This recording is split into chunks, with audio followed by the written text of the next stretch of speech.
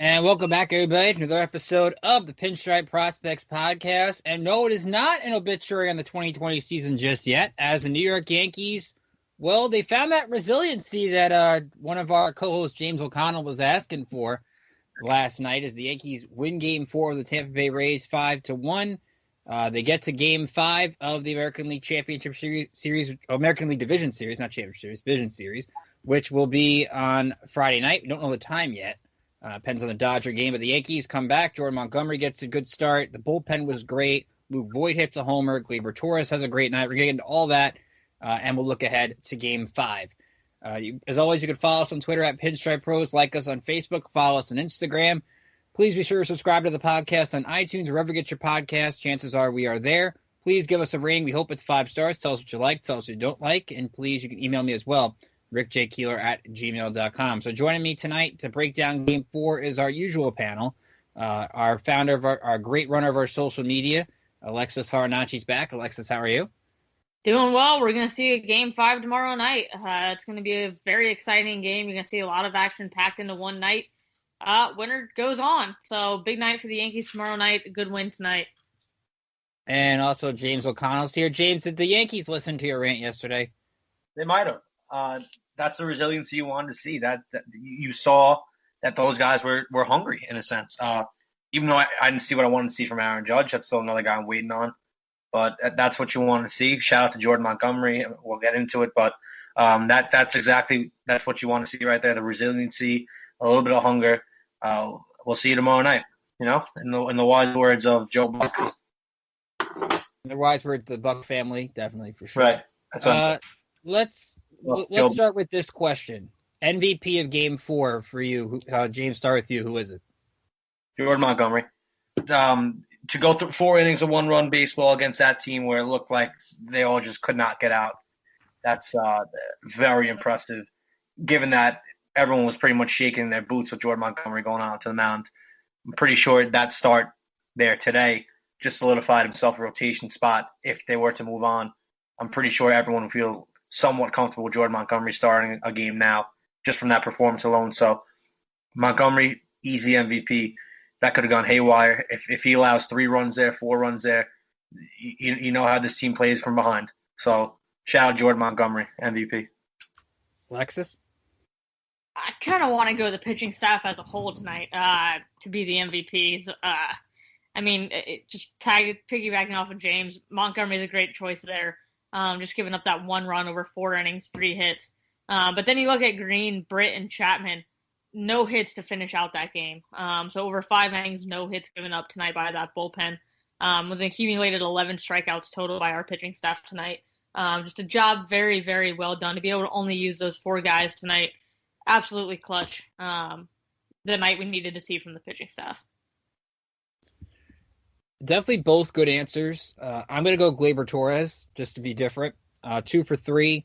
Couple RBIs, got a walk. Of course, had the big 2-run homer in the 6th that went into the Western Metal Supply Company, which was an absolute rocket. And considering the ball was not flying out of Petco Park today due to the marine layer and the cooler temperatures, that was something. He steals a big base in the 8th to help Higashioka, who went 2 for 4, pick up a big RBI single.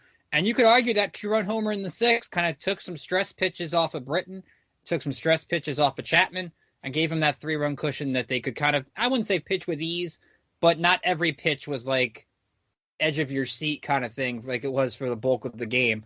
So I think that definitely plays a factor going to Game 5, that where Britton and Chapman, who Britton hadn't thrown since Game 1, Chapman hadn't thrown the whole series, the fewer stress pitches you threw, the better. And I think that helps both of them going into tomorrow. And I want to give a shout-out here to 2 guys who also solidified some positions here. Brett Gardner is now, without a doubt, the starting left fielder for the remainder of this playoff, unless there's a left-hander on the mound.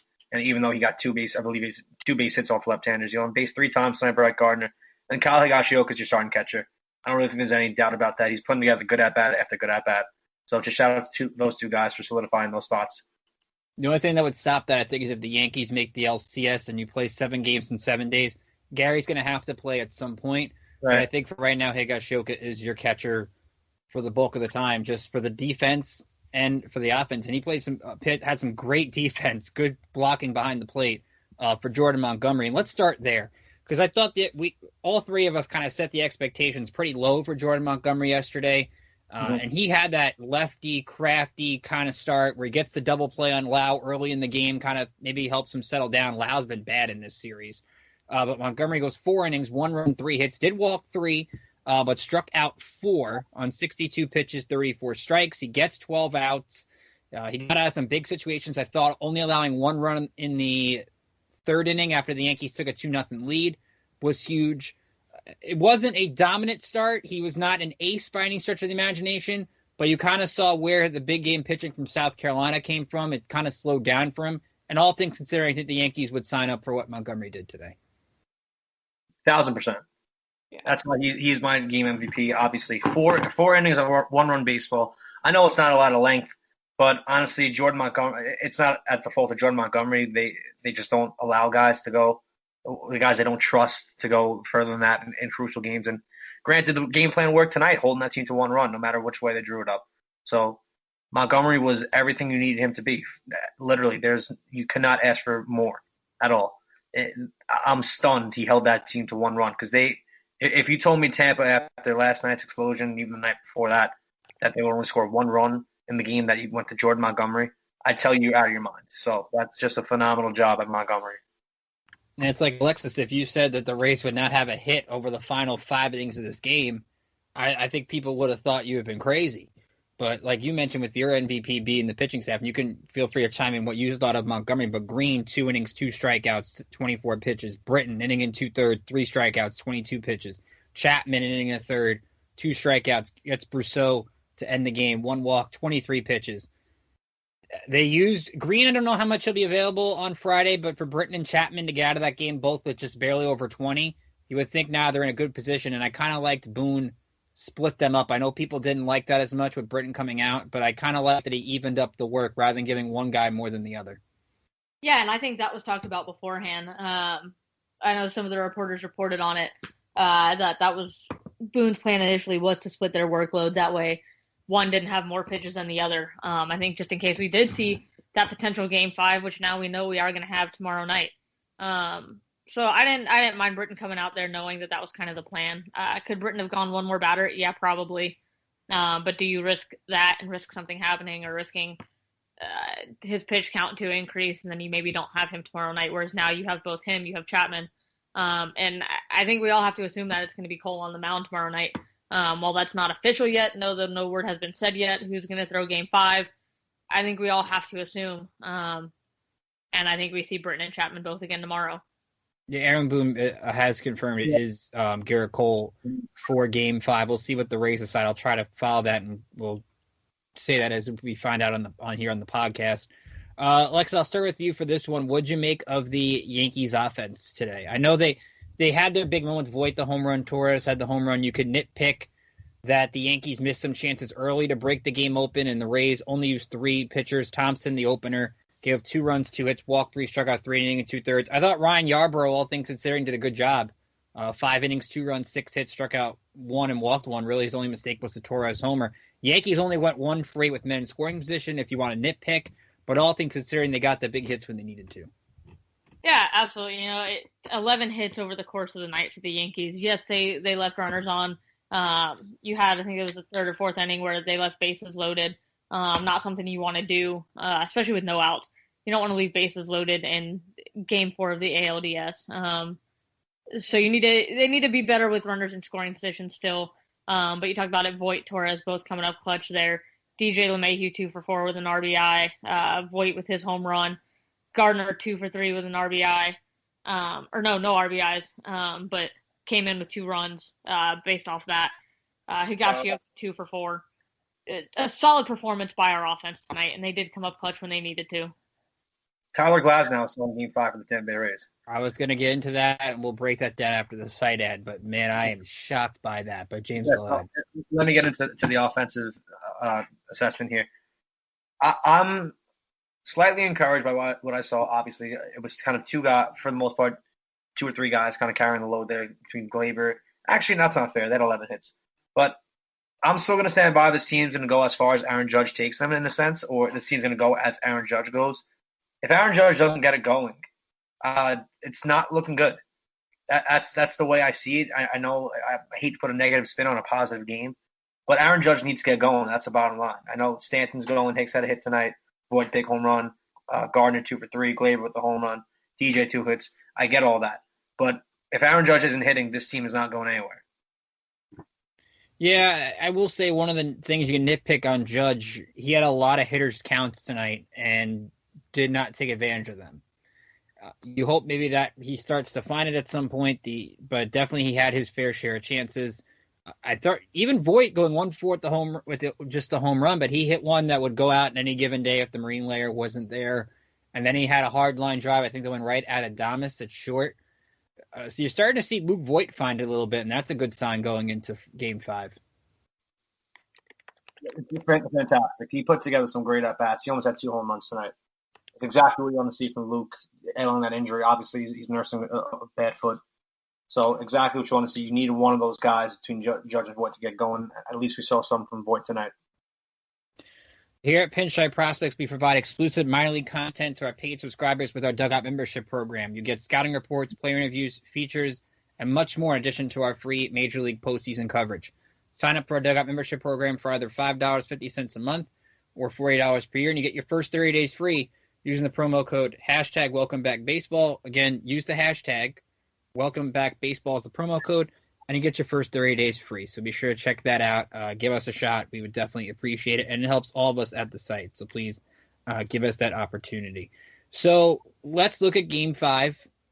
It is Garrett Cole for the Yankees, and as James mentioned, and according to Kevin Cash and Mark Tompkin of Tampa Bay Times had it first, it is Tyler Glasnow on 2 days rest. Now, I'm trying to see if maybe he's done this before. Honestly, Alexis, it is kind of a surprise that Blake Snell is not starting this game on 3 days rest. I thought they would hand the ball to Trevor Richards for the opener because Richards has done a good job against the Yankees this season. I mentioned that in the preview before he was on the roster, but Richards is on there because Oliver Drake had an injury and he is out for the LCS if the Rays make it that far.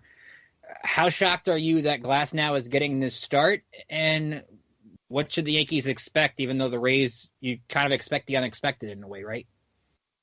I think you do. I mean, I think we're all kind of surprised seeing Glasnow go on 2 days rest. I think if you're the Yankees, you kind of have to be excited about that, but at the same time cautious with that the Rays have a very, very deep bullpen, and it almost makes you wonder, why you don't think the Rays will do it.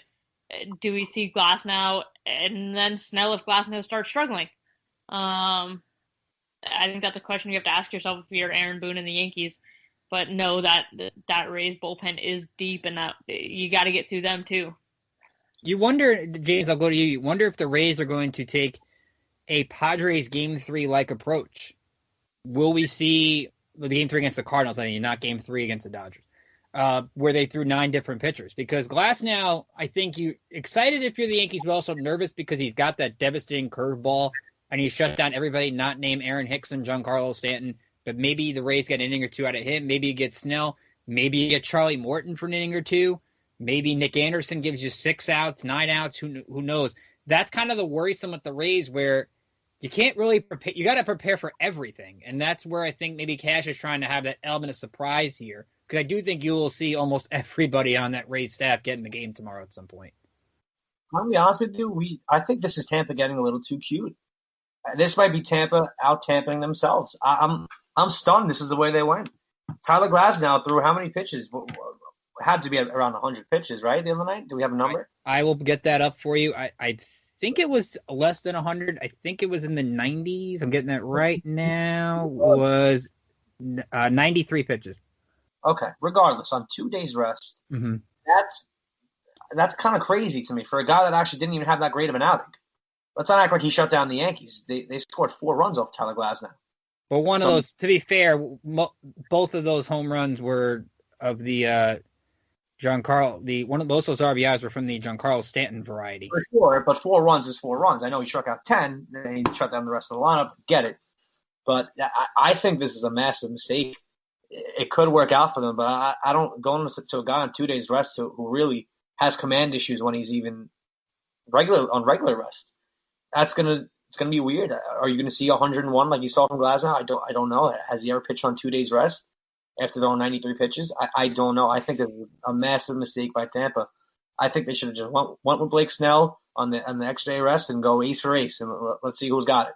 Because I know Brian Hoke just tweeted out, Aaron Boone walked past Garrett Cole on the team bus, and he said, hey. And Garrett Cole's immediate response wasn't, hey, it was give me the ball. That's what I thought Blake Snell should be doing as well. Blake Snell should be demanding that ball. I'm not saying he isn't, but I don't know. This seems like a mess. This seems like the Rays really trying to get a little too cute with it.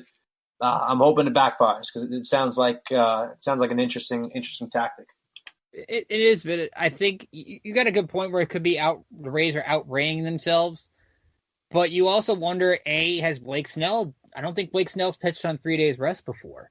So I can understand if the Rays are one of the things, and we kind of had this argument on the show last episode, they're used to openers. They're used to doing this kind of strategy. If Tyler Glasnow is essentially a glorified opener and he can get you one time through the lineup, I think that's really all they're asking for. I mean, I would say the only thing I would argue if Kevin Cash is actually using a reliever, maybe then going Glasnow and Snell and things like that, if you're going to go that direction.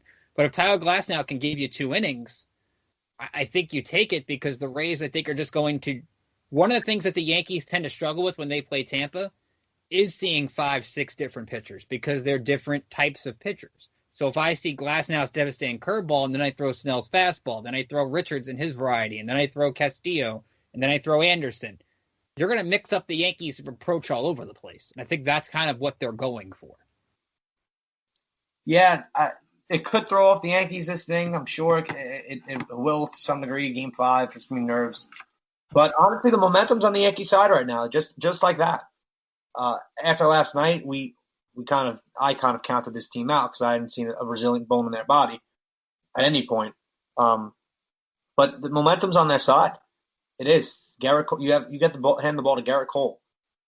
That's exactly what you gave him all that money for. I know it's on short rest, but this is the moment he wants. This is the moment the Yankees wanted when they got him.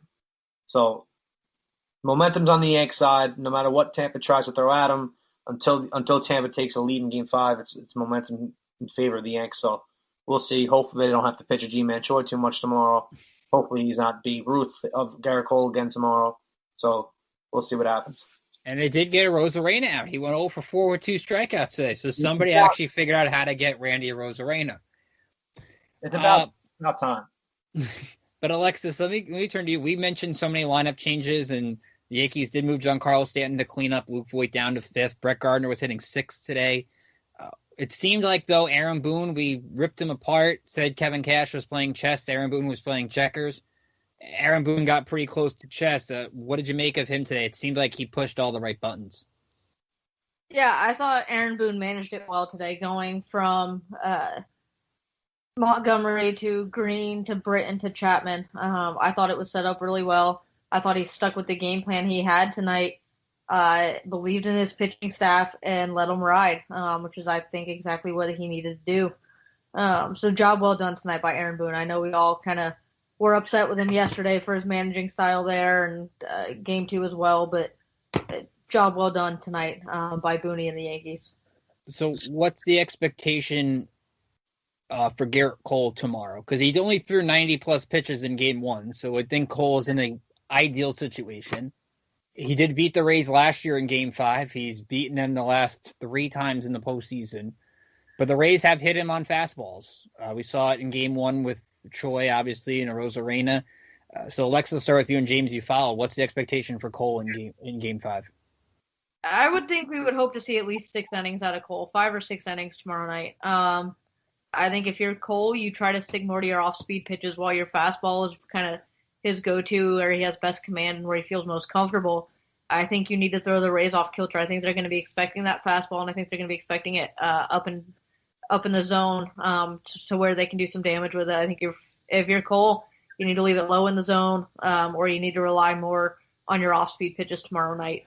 I think we see 6 innings out of him, and I think we see a similar turnaround to maybe Britton and Chappie to close it out. I don't know if you see Green again tomorrow night with the fact that he's gone 2 days in a row. I think we could see Loizaga tomorrow. Hopefully not Holder, but I think Holder will be available. I know Boone has stated in his press conference that most of his bullpen is available tomorrow. So I think Boone has options there to get that game closed out. James, before you go, I do think Chad Green will be, if he is available, it's maybe for a batter or two. I don't really know if they would stretch Green out that far. I would say Cole hopefully gives you 5-6.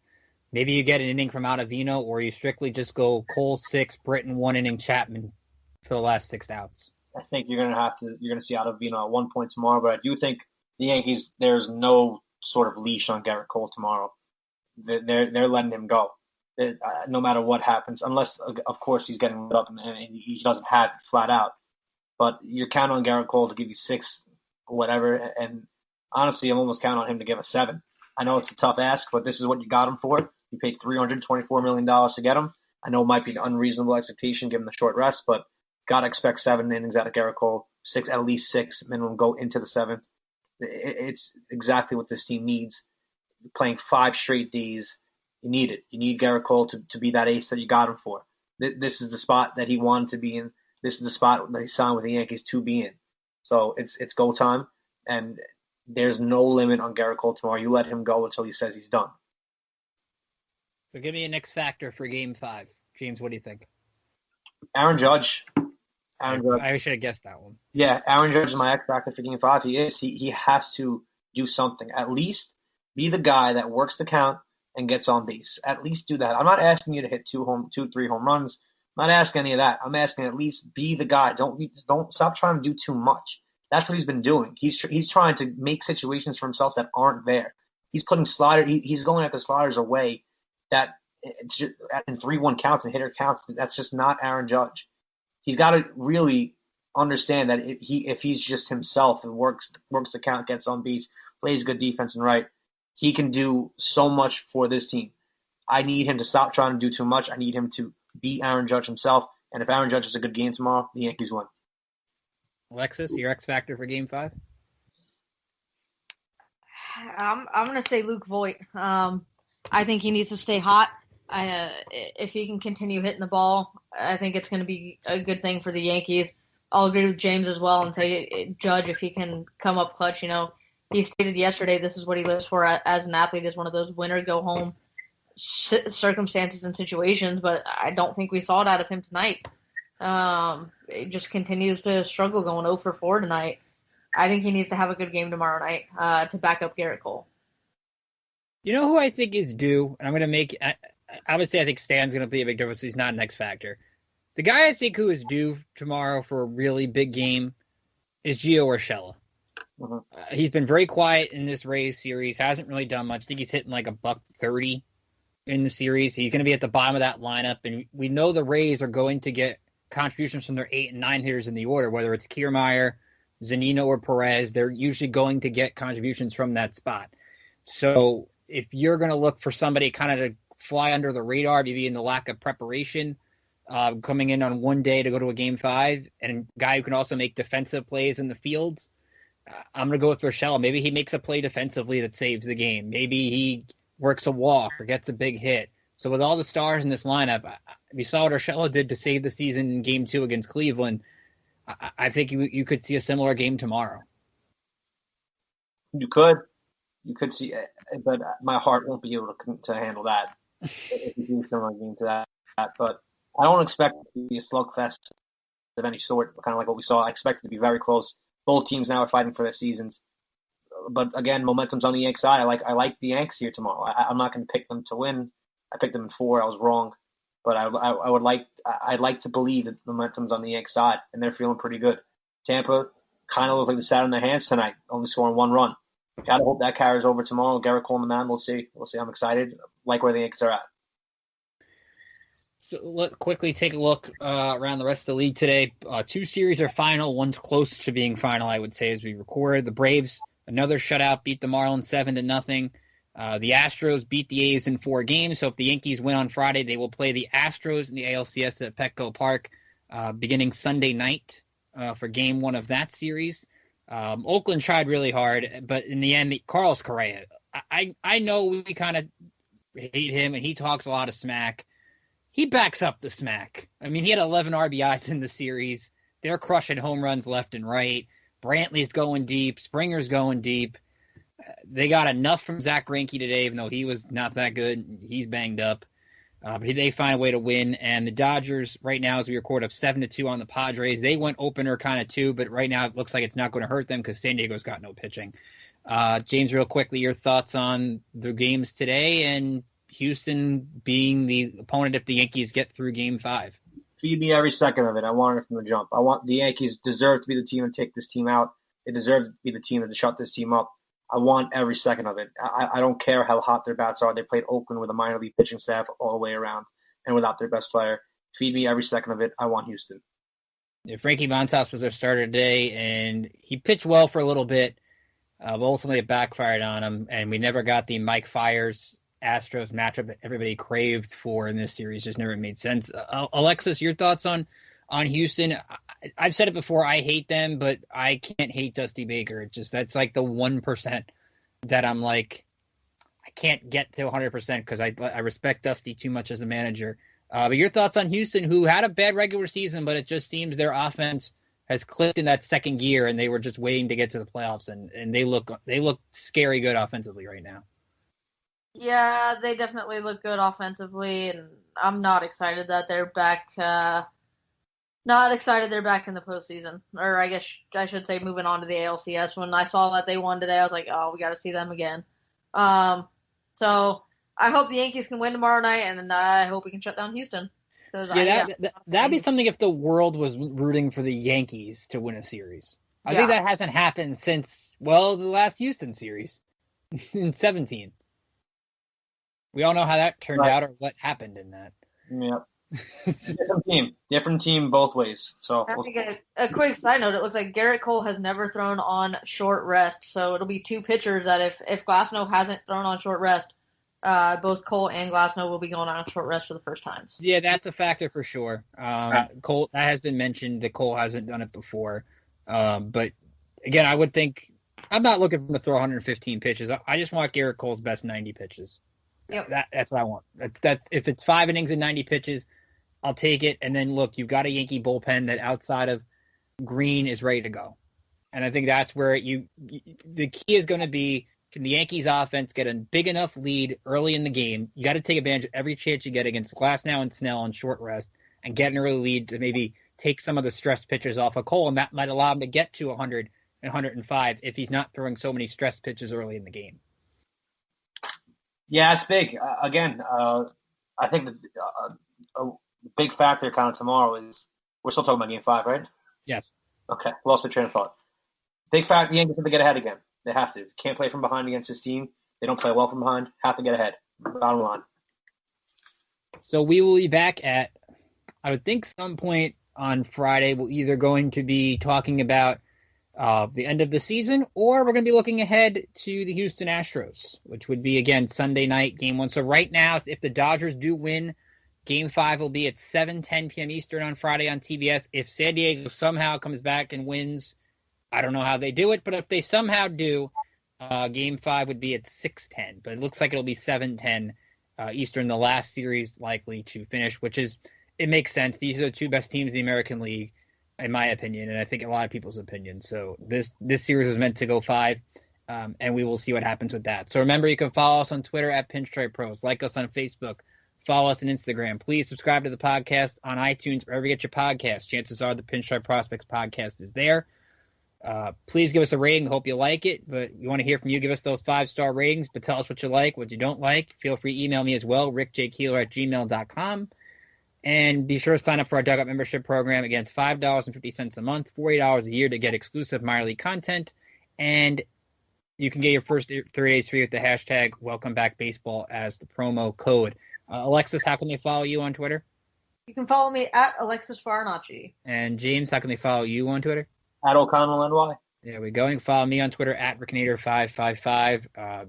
Most of us will be around tomorrow for Game 5, so if you want to tweet along with us, we tweet along with the Pinstripe Prospects account. Alexis is doing great work with that throughout the game. So Yankee fans, you get to be happy for one more night, and now you have to sweat out Game 5, but at least the team put them in this position. So from all of us here at Pinstripe Prospects, for James and Alexis, I'm Ricky Keeler saying have a great day. Enjoy Game 5 later today, as you listen to this, and we'll be back at some point to recap it and either review the series or review the season or look ahead to Game 1 of the championship series. Until then, enjoy the day, everybody. Later. Have a good night, Yankees fans.